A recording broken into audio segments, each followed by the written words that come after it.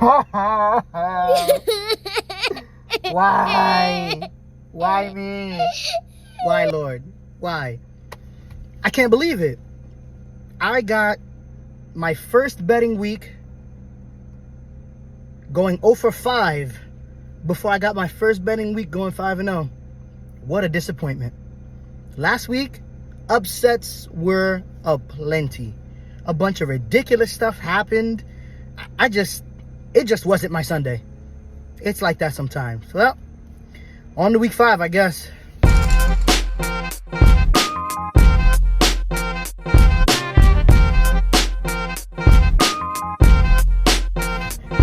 Welcome back to Absolutely a Gamble. Of course, as always, I am your host, and this is week 5 of my NFL best bets. Week 4 was a tragedy. I went 0 for 5, and then, my total sank. Now I'm 9 for 20 for the season, but good news is I'm still at 45%, so that's pretty great.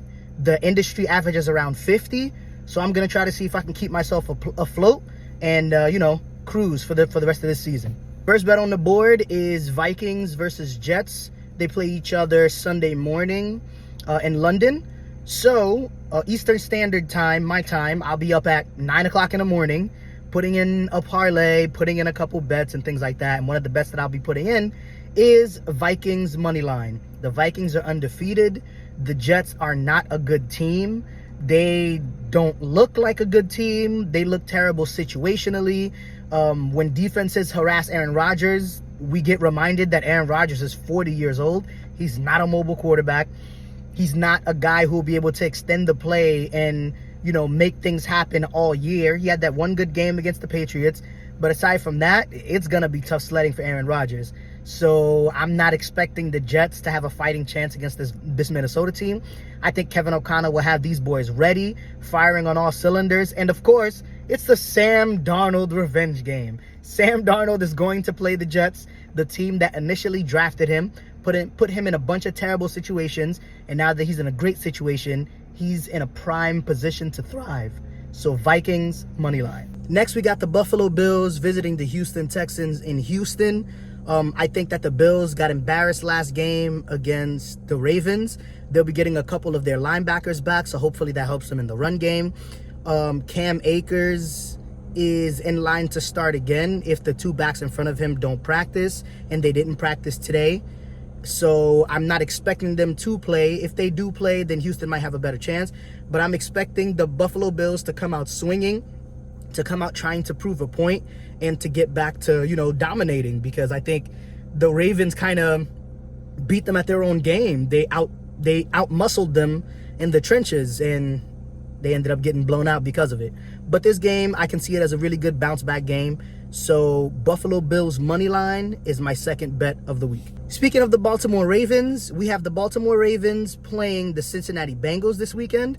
And this is one of my favorite rivalry games because anytime these two teams play, it's always some mess.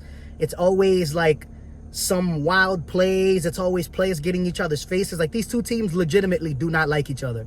One of the games, Jamar Chase went for like 200 receiving yards on the Ravens one time.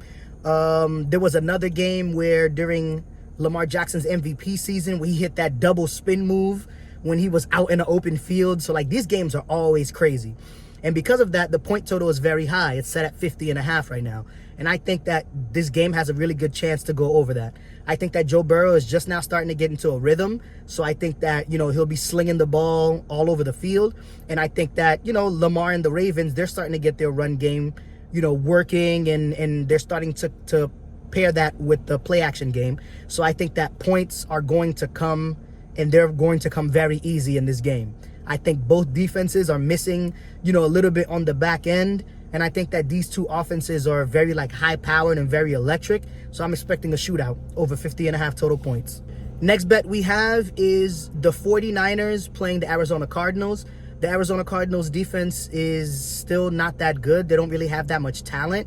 So, and the Niners are still an elite team. Purdy's still putting up points. They're still scoring touchdowns regardless of who they face. So that's why this week I'm going with the 49ers team total over 28.5 points. I think they've hit over 28 points in 2 out of their 4 games so far. So I think, and they've hit 30 a couple times. So I think that, 28.5 is a pretty low score against the Arizona defense that's given up points by the bunches. This game could very well be a shootout too, but just to play it safe, I'll take the stronger offense, which is the 49ers. Last but not least, we have the Denver Broncos versus the Las Vegas Raiders. And these two teams, I mean, the Denver defense looks good, but their offense doesn't. The Raiders' offense is okay, but for some reason their defense is kind of like iffy.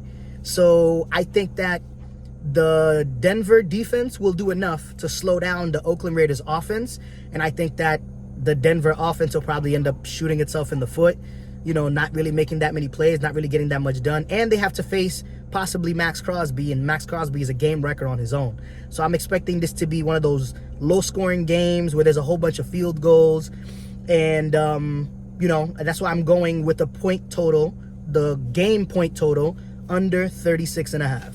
As always, thank you very much for tuning in. I hope you enjoy the rest of your day, enjoy the rest of your week. Say something nice to someone, give someone a compliment, make someone smile, make somebody's day. Hopefully we have a bounce back week 5, because week 4 was hideous. But I'll catch you for week 6.